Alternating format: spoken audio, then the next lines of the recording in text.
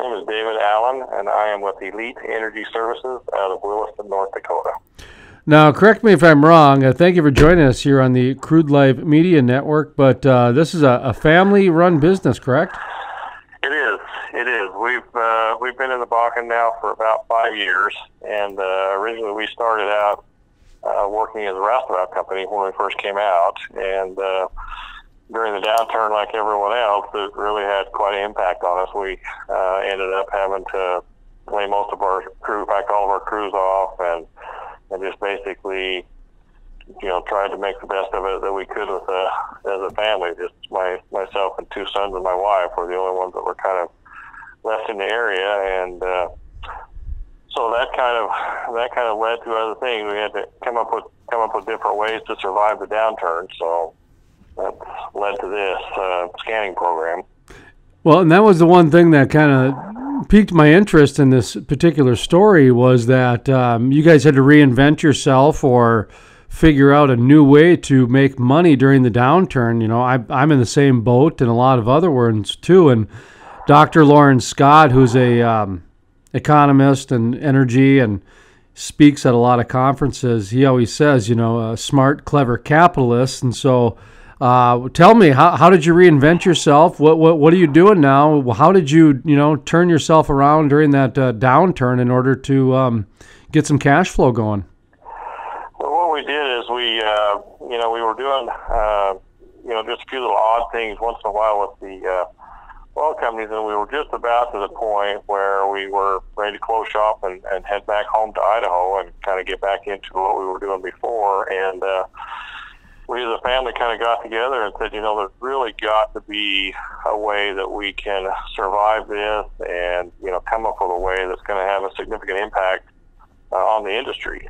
And so we spent probably a couple of weeks just throwing different ideas, to see what was there, coming up with different thoughts about what we could and couldn't do. And one day we just said, our expertise for the most part was heater treaters, because we were so involved with fire tube changes and preventative maintenance programs and everything that's associated with the fire tube, like most roustabout crews were.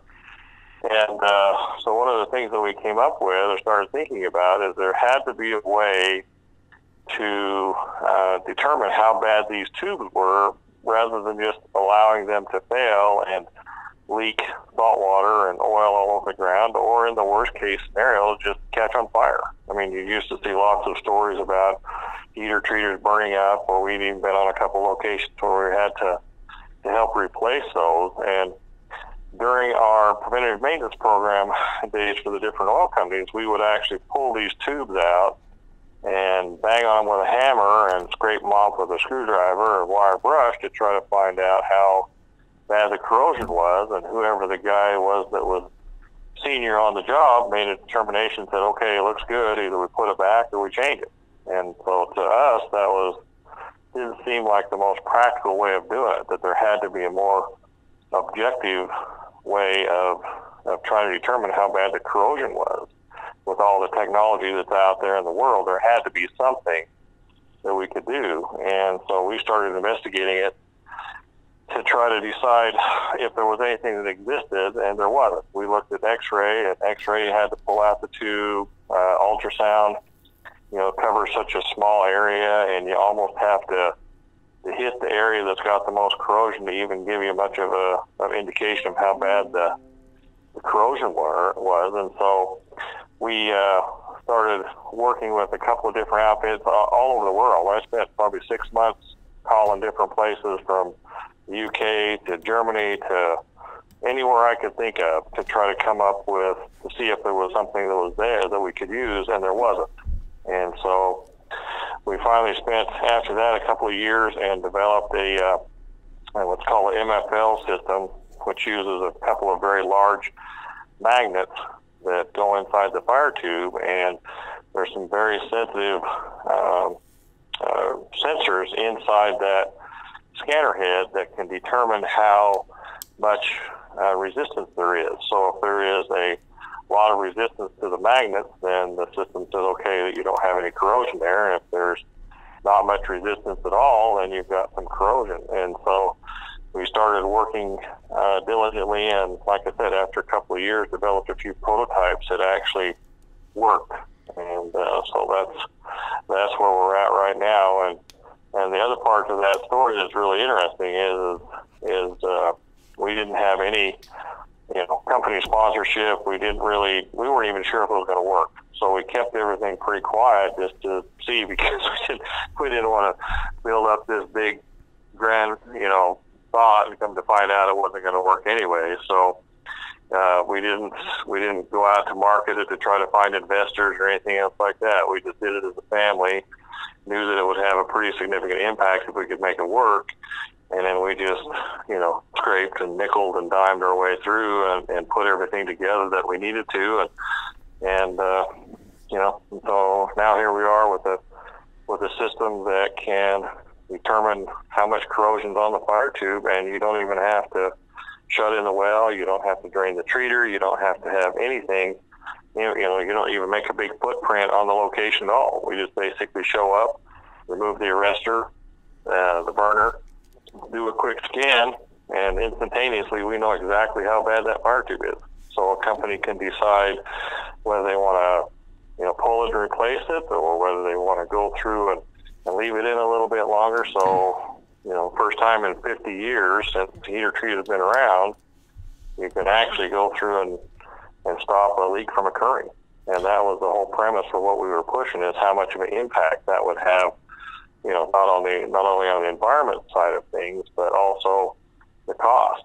And so we're working with several companies now in the Bakken, and they're talking about hundreds of thousands of dollars that they're saving, because they no longer have to, get a call that says the fire tube failed, and now we've got a spill all over the place. So they don't have to send out hydrovac trucks or, the fire department. In the worst case scenario, they can actually plan all of their work based around what the data is showing them on the fire tube. So you're like a old school entrepreneur then. You didn't get any government grants or politician money or anything like that, huh? No, nothing. We, like I said, we weren't sure that it was even going to work. In fact, there was a couple times during that 2-year period of time that we said we can't do it. This is not going to work. The technology is not there. The system is not there, because we had to go through, and if you think about it, you have to curve very powerful magnets at the exact curve of the inside of a fire tube. And that's not an easy task. And these magnets are strong enough that we have to have a special way to get them off the fire tube, because they stick on there so heavy, or so so strong. Yeah, let me ask you a question. Sidebar away for a second. I'm in the same boat as you. I'm an old school entrepreneur. I started basically in my garage, if you will, metaphorical garage, and didn't have any investors. I haven't gotten a dime from the state of North Dakota. I haven't gotten a dime from any of the government entities that get tax dollars to promote, and same thing, they're given tax dollars to give towards innovative projects and that sort of thing. And you've seen millions of dollars go to companies all the time. Same thing with mine. Why didn't you go get investors, I guess? And what made you stick with it? Because I think that is an untold story in today's world, because so many people get $75,000 from a local economic development corporation, and man, $75,000 would be huge, wouldn't it? It would have definitely helped, that's for sure. And you know what I mean? I'm not trying to pick a fight here. I'm trying to just, I'm trying to illustrate that so many startup companies that are featured in the media, they get help. They have help. And so few companies like yourself and even like mine, you don't ever hear anything from these people. You know what I mean? No, you don't. And I think, personally, I think that it's because a lot of times it's so hard to get that money, and you have to go through and, it's one of those things where you really have to present the idea in such a way that you can get people to understand and buy in. And one of the issues that we had, just in talking to, the lay person about it, nobody really knows, unless you're in the industry, what a fire tube does. nobody really understands how important that is. Nobody understands how big of an environmental impact that could be. I mean, if you talk to some producers, they're like, well, you know, yeah, it spills a little bit, but it's not a big deal. It's not reportable, you know, so there's that kind of an attitude. Or if you go to the bank or even to government entities, you know, they want all this documentation. And one of the issues that we had, it was so new, there wasn't even really much to compare it to, because there was just, you know, trying to explain to them what a fire tube did and what you're trying to do with it. They would just kind of look at you like, well, that, you know, can't you go through and do anything with the internet? You know, can't you invent some kind of technology that's that way instead of, you know, I mean, it was funny because I even had one time, it's been a couple of years ago, talking to a group. I was trying to purchase a piece of equipment, and we had it all done, you know, ready to go. And the people that were going to lend us the money, it was kind of a lender outfit, said, well, what are you going to use it for? And I said, well, we're going to use it in the oil field to do this, this, this. Well, if it has anything to do with the oil field, we don't want it. They pull it. Jeez. They wouldn't finance us. No kidding. Because of that. And so that really soured me on trying to go anywhere outside of the oil field. I mean, you could go to, you know, at one time we even kind of approached some of the local, you know, development groups here and all that kind of stuff. And there was a lot of, well, you have to jump through this hoop, you have to jump through that hoop, you have to do this, you have to do that. And we finally decided, you know what, it's not worth it, because, you know, this was such an experimental thought that, you know, they've been trying to deal with this for years. I remember asking one of our guys, well, is there no other way to do this? And he said, no, we've been trying to find that for 20 years. Nobody can figure it out. Yeah. So. Yeah, it's a bit of increasing chatter in the state of North Dakota. I've been hearing it more and more about some of the disdain towards that, the ghosting and just kind of lack of access and that sort of thing. So interesting. I was just talking with a guy yesterday about that, and he was giving me another story similar to yours, and I'm hearing it more and more. So like I said, I'm not trying to pick a fight or anything, but I am saying that this is a thing that's happening to a lot of people, and it's not being reported very much at all because, a lot of the same people get a lot of the same benefits over and over and over again. So that's all open record. But let's transition to the word fire tube. You've mentioned that word a lot of different times, and I'm not even that familiar with it. So I have an idea in my head probably about the basic 5% of it. But tell me, what is a fire tube? A fire tube, when the oil comes out of the ground, it has to start going through I like to call it a refining process. The refining process starts the minute that oil comes out of the ground. And so when it comes out of the ground, out of the pumping unit or the well itself or out of the hole, it goes into what's called a heater treater. And a heater treater is a tall vessel that has different chambers inside of it. And the different chambers help break that oil down into water and gas and oil. So here in the Bakken, for example, they need to get a lot of that extra gas out of the oil so that they can ship it on trains and make it safer. And there's some wells produce a lot of salt water. And the salt water, or the brine water they call it, is extremely caustic. If you get that spilled onto the ground, it can, in a sense, basically sterilize the soil. And they can be a mess to clean up. I mean, we see in the news all the time about saltwater pipelines leaking, and, the governor has the big zero tolerance for saltwater spills, and that's why, is because that saltwater is, in a sense, concentrated salt water. Like if you think of the ocean being salty, some of this stuff around here can be 5, 10, 15 times more concentrated than that. And so to get a leak or a spill in anything can be pretty devastating. And inside this treater is where all of that process takes place. And in order for that process to begin, the oil has to be heated. And the way that they heat it is, if you think of a fire tube as a very large U-shaped pipe that goes inside of that treater or inside that tall vessel, that's where a flame, a big open flame goes. It's like a I kind of tell people it's like a blowtorch and just heats this pipe, and then the pipe in turn heats the oil, which helps break it down into water, salt, and gas. One of the big problems with that is that pipe is basically immersed or basically covered in salt water. So if you can just think of what rust does, if you leave a piece of metal outside and it rains and it goes through that process, starts to rust, just think of it being about 20 or 30 times worse inside of that treater. So this pipe, which usually is about a 1/4 inch thick, just, gets corroded so much that it gets a hole in it. And the minute it gets a hole in it, now all that content that's inside that treater can leak out onto the ground. So you can have a saltwater spill, you can have an oil leak, and when this oil leaks or sprays, it sprays directly onto that open flame, and then boom, then you have a heater treater fire. So if you think about it, you basically got, a flame that's just within fractions of raw crude oil. And so that can be pretty devastating. And you do that, you see a lot of heater treater fires. So the fire tube itself plays a very, very key role in that. And like I said before, it's plagued the industry for years and years and years, because when a hole gets into that fire tube, you never know it until, again, you have a leak or a fire.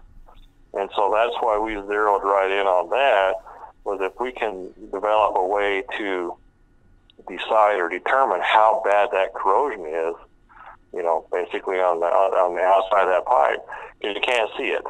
If you think about it, you're basically you're looking down a pipe and you can't tell how much corrosion is on the other side of that pipe. Well, this system tells us that, like an x-ray looks through your body and says you have a broken bone. This does something similar, so we can see through that pipe basically and determine how much corrosion is there, which gives the producers a way to be proactive instead of reactive. So, I wrote down environmental and remediation. Of course, you mentioned the word spills and salt water, and those are two things that come right to my mind. Talk to me a little bit about the environmental side. And I don't know if there's any cost savings with remediation. I'm just assuming there is. So if there is, expand on that too. Yeah, so when you think about it, in fact, almost all treaters have a containment berm around them. The berms are either dirt or they can be, kind of a lined berm. But when you think about a leak, sometimes these leaks are pinholes, and so you don't get an awfully lot on the ground, and sometimes they're quite a bit larger, so you get, for example, a leak inside of an earth berm, dirt berm.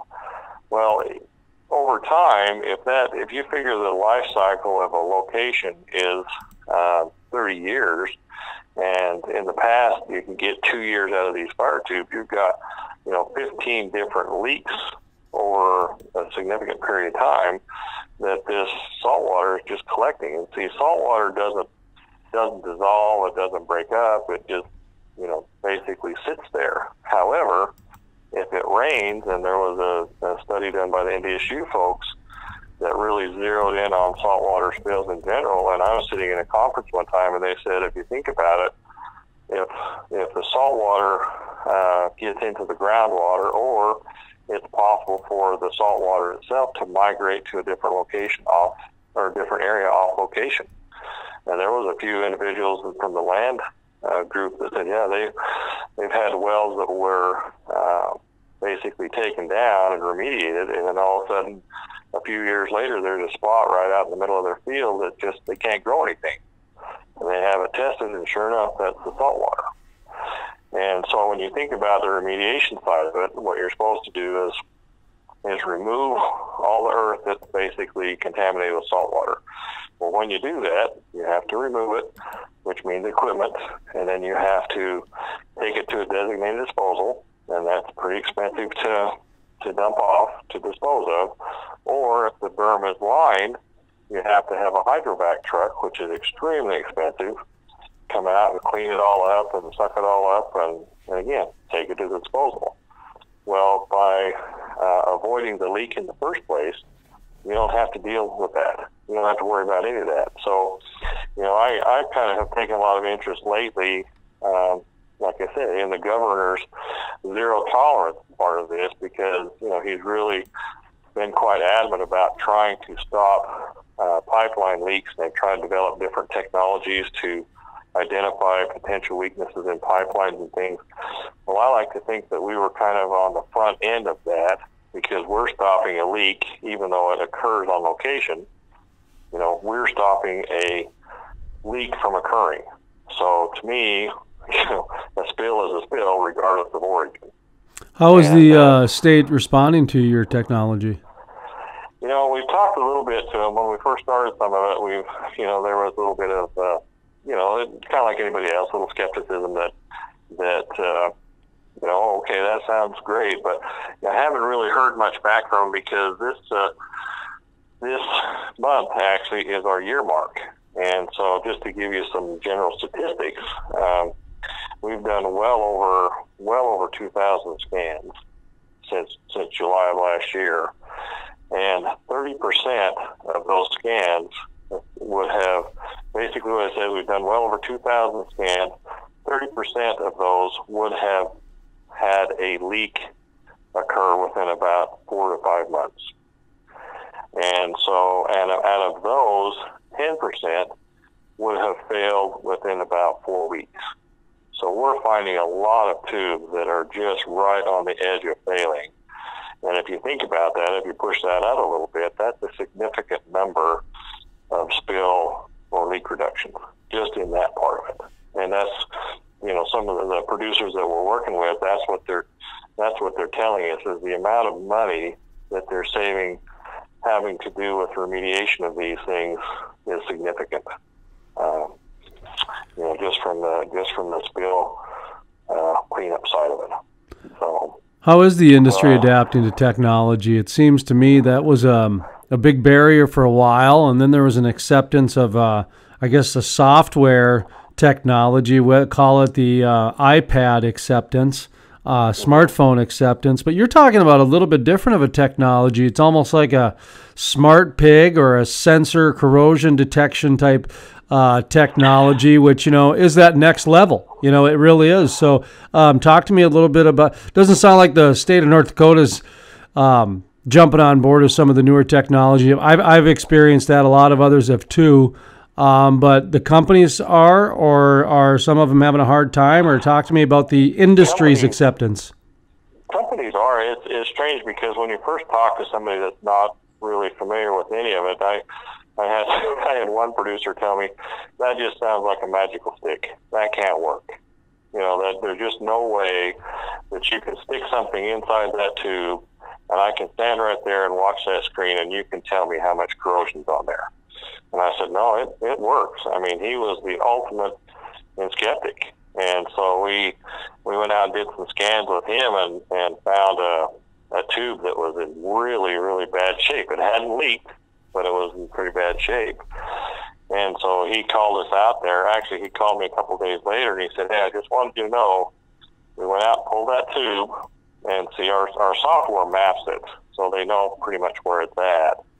And he says, I was poking around at the area you told me that it was at with my pocket knife, and he said my pocket knife went clear up to the hilt, and I didn't even put any pressure on it. He said, so right now, I have no questions about whether this works. And I've had a couple producers tell me that it's like, okay, this is the real deal, and the ones that we're working with now are just, like yesterday, we got a call from one of the companies that we're working with, and saying, hey, we need to shut down a couple of treaters because we've got some issues inside with them salting off. Can you please come out and check these fire tubes so we know whether we have to change them or not? And so I've got guys out there today that are checking these tubes, and that in itself right there saved this company. Most time it costs anywhere between $10,000 to $15,000 to pull a tube to change it.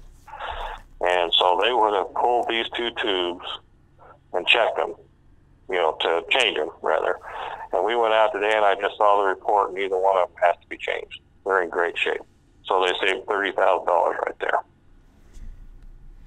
So well, takes care of my talking turkey question for you. So let's kind of David Allen, Elite Energy Services, on the line with us here, Crude Life Media Network.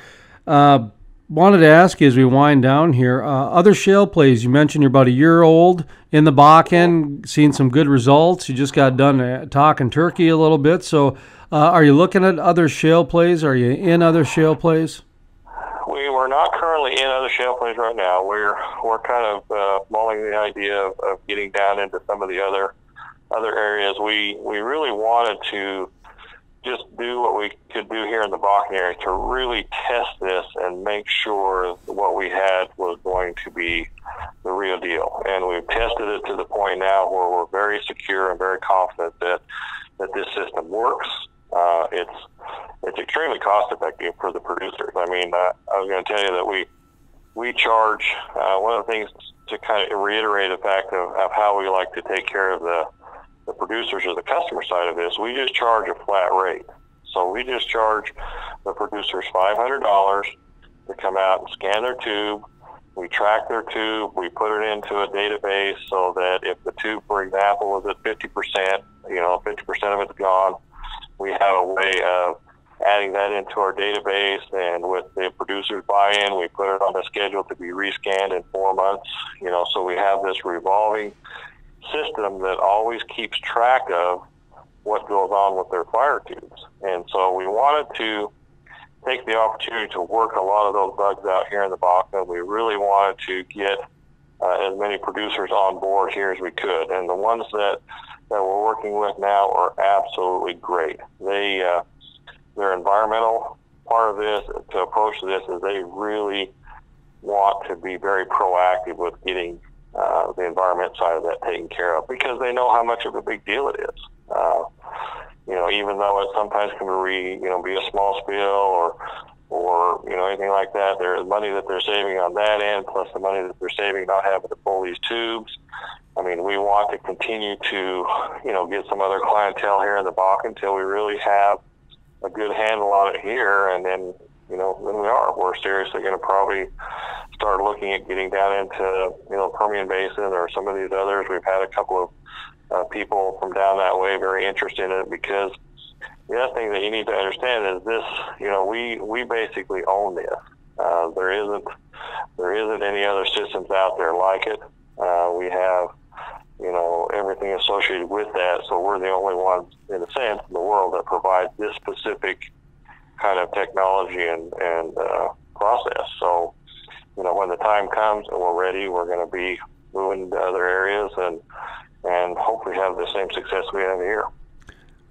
Do you have a website or a Facebook page or anything like that? We do. We have a website that is Elite Energy Services .org. And my email address, if anybody wants to get a hold of me, is David at EliteEnergyServices.org. And the phone here into the office with our staff is 701-572-9380.